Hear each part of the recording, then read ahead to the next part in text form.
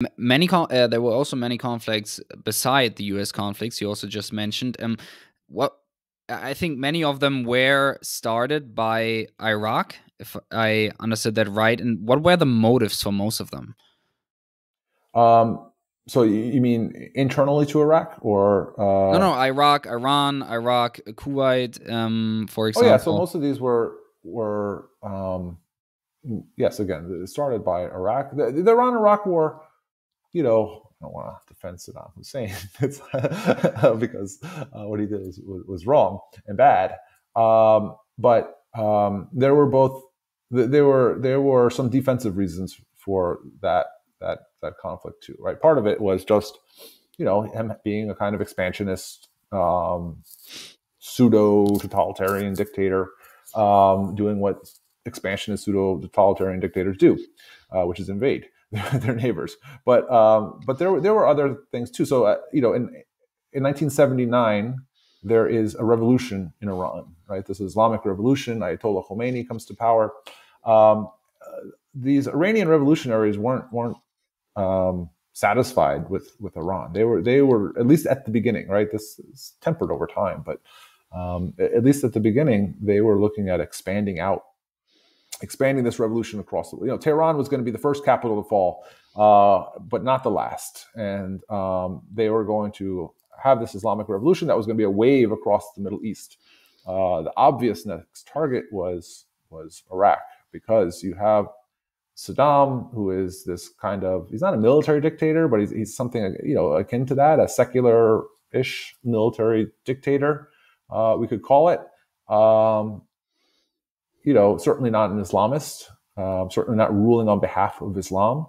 And he's also a Sunni Arab, which is a minority in the country. The majority are these Shia in the south, which border Iran and are from the same sect as the Iranian revolutionaries, the Shia. So the idea is, hey, we just had this revolution to overthrow the Shah, which is a kind of monarchy in Saudi in Iran.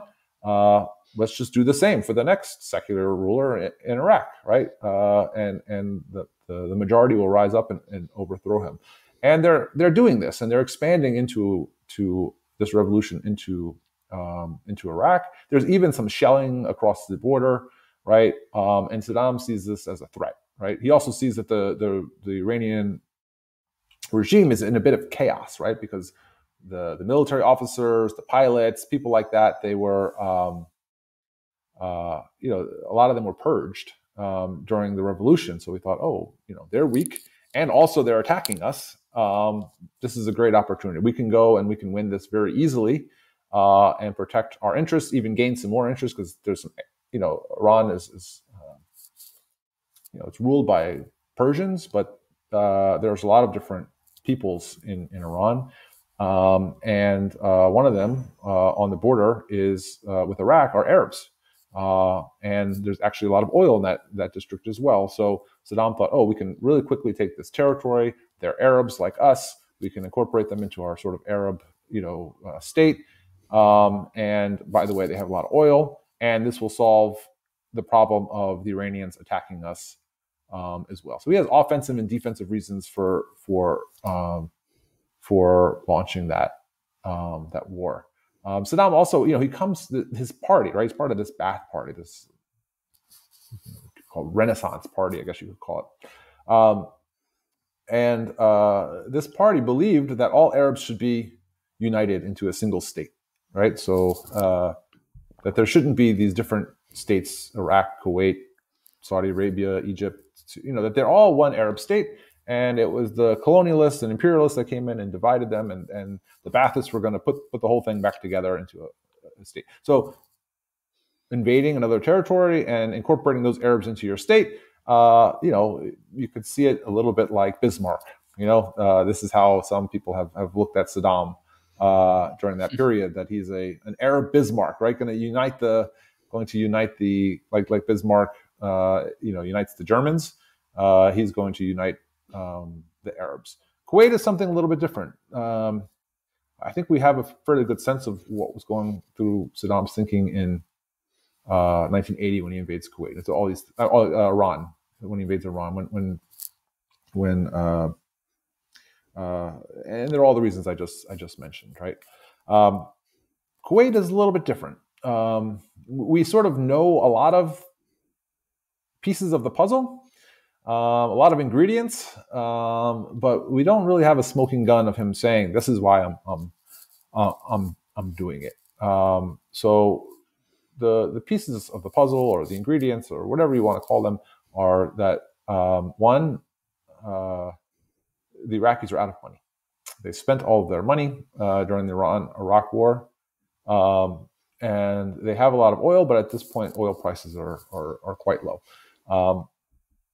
So Kuwait had loaned Iraq a lot of money during the Iran-Iraq war to pay for it, because Kuwait has like 40% Shia population and a Sunni monarchy. They were also a target of the Iranian revolutionaries. The monarchy also felt threatened, and them and the other Gulf Arabs helped fund the Iran-Iraq war, helped fund the Iraqis for that reason. Now Saddam said, "Hey, we just fought, we just lost hundreds of thousands of people, basically not fighting for Iraq, but fighting for all of us, fighting for all of us here that were threatened by this regime next door." So the idea that you're asking for that money back, go ask the mothers of the slain soldiers, right? For the money back. This isn't fair. Those should be grants. And the Kuwaitis said, "Nope, we want our money." And so the Iraqis were quite upset with the Kuwaitis for that. They also, these OPEC countries with the oil, everyone cheats, right? There's always an incentive to sort of sell more oil, because if everyone sells less oil, the price will stay high, right?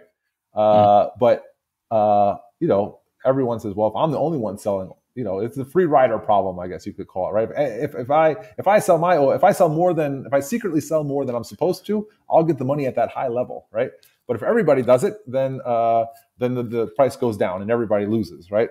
And so these countries are always fighting this dilemma, and the Iraqis are blaming Kuwait for selling too much oil and driving down the price of oil. The Iraqis also just didn't like the Kuwaitis, right? I mentioned earlier that Iraq is this kind of civilizational center. You have Baghdad, which was, it's Babylon, right? I mean, so you have Mesopotamia and Babylon and Baghdad and this rich history there.